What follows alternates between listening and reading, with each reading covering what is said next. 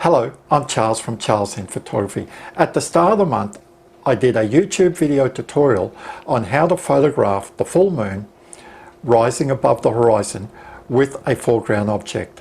Now that foreground object was the Houghton Bridge, and I was based just over 1.5 kilometers away at Dolly's Rocks.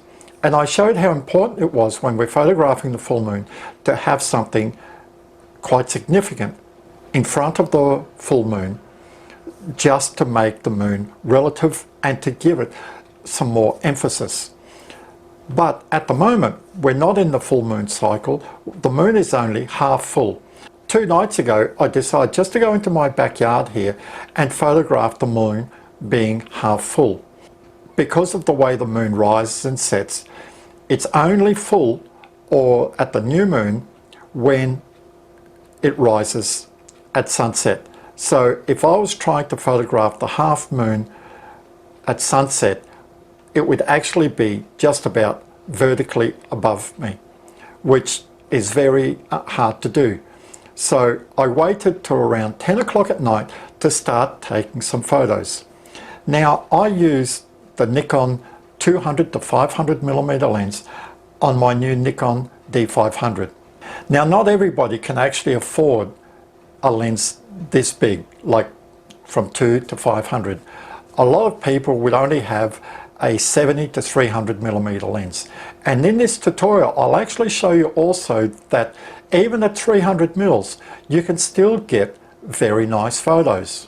As I walk through and show you how I actually took these photos and the settings that I used, I won't go into how I edited these photos, because I plan to do another YouTube tutorial in a few days' time where I actually show you how I edited some of these photos. So the editing will be for another video. But let's just say that even at 300 mils, although you are cropping quite a lot, as long as you're on a good tripod, I've shoot all my moon photos on a tripod. Some people say that you can do it handheld, but I suffer from a bit of the shakes, and I find that it is so much easier putting it on a tripod. I just use the self timer on the camera. I put a 5-second delay, and I'm sure that there is actually no movement at all. Let's start, and the first photo will be at 10 o'clock at night, and the last ones will be at midnight. Now the moon was actually setting at around 12:30, but I would lose sight of the moon at around 12:15 at night. So the last shot was actually taken at midnight. And you will see through these photos how the moon gradually warmed up, because at 10 o'clock it was still quite bright, but by midnight, because the moon was closer to the horizon, it actually had a bit of a warm glow to it, which actually came out quite well in the photos. So let's jump in and I'll show you some of these photos that I took. So this is the first photo of the night that I took. It was taken at 10 p.m. at 500 mils, at 200th of a second, f8 and ISO 400. Now all the photos on this night were taken at ISO 400. With the full moon, you can actually take your photos at ISO 100 or very close to it. But because the moon was only half full, it is much dimmer. So I had to raise my ISO to ISO 400, because I actually like photographing the moon at between 1/160th of a second and 1/250th of a second, and between f8 and f11. So this photo was taken at f8, and if we look a little bit, this is uncropped. If we look here on the edge of the dome of the moon, you can actually see that it is a little bit bright and we don't see too much detail. Now the next photo was taken with exactly the same settings, but instead of f8 was taken at f11. So it is slightly darker by one stop, but can you see here, you can actually see a lot more detail on the edge of the moon. Now this photo was taken at 400 mils, but it was taken at 11 p.m. I'd left all my camera outside. I just put a towel on top because there was a bit of condensation outside, so I wouldn't have to bring the camera in and out. So this one was taken 11 p.m. at 400 mils, still at 1/200th of a second and at f8. And you can see that it's 1 hour's passed, so the moon is closer to the horizon, and we're actually now seeing that at f8 it gives us nearly the same colours as at f11. But we can also see that the moon is slightly warming up as well.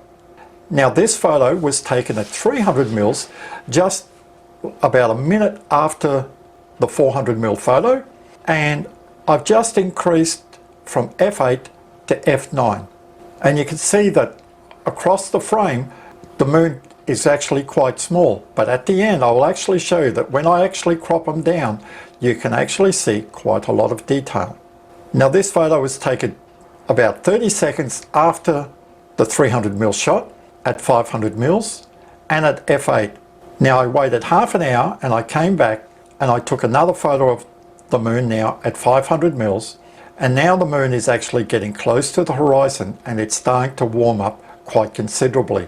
And as it gets closer to the horizon, we're actually going to get a lot more detail in the moon, not just on the edge here where I'm actually moving the mouse, but through the center of the moon as well. Now this last photo was taken right on midnight, and you can see this is just half an hour's gone past. Can you see how the color has actually changed? Now we're actually getting quite warm because the moon is much closer to the horizon. If you could time it, this is about the best time to take it. You can actually see where my mouse cursor is now. You can't see too much detail here from 11:30, but at midnight, just half an hour later, we can actually see a little bit more detail here. And in the cropped images, you'll actually see what I'm talking about much clearer. Now, to give you an idea of how much was cropped, this was the 300 millimeter image cropped. This was the 400 millimeter cropped, and this was the 500 millimeter cropped. I've tried to keep the three images, the 400 and the 500 millimeters cropped to the same, so that when we're looking at the photos we can actually see exactly how much detail we actually gained. So we're going back now to the first image of the night, taken at 10 p.m. and you can see here that this image now has been edited. There's not a lot of warmth in the image. This is the second image at f11, and you can see there's just a little bit more detail because I took it at f11. You can see what I was talking about at the start. See here at f8, it's just quite bright. We can't see too much detail, but at f11 we've actually got just that little bit more detail on the edge of the moon. Now we've skipped 1 hour and we're at 400 mils, and you can see now we're starting to get a bit of warmth in the image. The same at 300, and this is 500. And if you're looking between the three of them, 4, 3 and 5, they are very similar. So don't think that at 300 mils you can't get good photos. Now this one is the cropped image that I took at 11:30 at night, and this was the last image of the night taken at midnight, and you can see there is so much more detail. I would have liked to take a photo a little bit later, but from where I live there's a lot of trees on the horizon, and this was about the last photo that I could take before the moon went into the trees. And you can see compared to 11:30 it is quite bright, but there's not much detail, even like a third in from the edge, whereas here we're actually seeing nearly the whole moon. Just this last little bit here on the edge of the moon, there's not much detail. So this is why I tell people that when we're photographing the moon, the best time is at sunset when the moon is rising if it's full, or when the moon is in this sort of cycle when it is just about to set, because in Australia on the eastern seaboard it sets in the west and it'll be dark by then.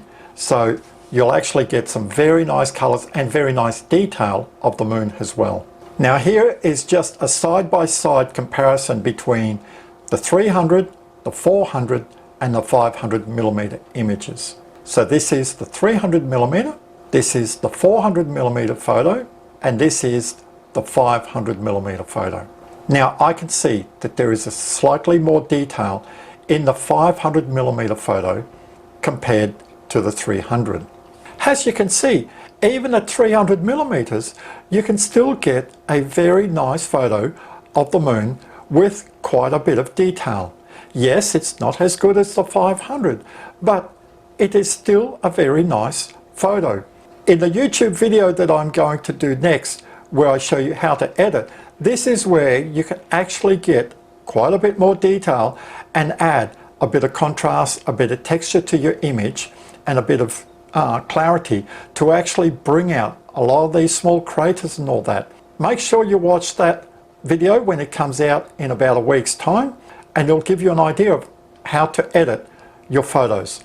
Today it's all about just showing you the differences between 300, 400 and 500, and also when is the best time to actually photograph a moon when it is in this part of the moon cycle. So I hope this YouTube tutorial has helped you understand how to photograph the moon when it is in this cycle, the best time of the night to actually photograph it. And if it's helped you, give me a thumbs up, subscribe to my YouTube channel, or if you have a question, leave it in the comment box below and I'll do my best to help you out. This is Charles for Charles in Photography. Bye for now.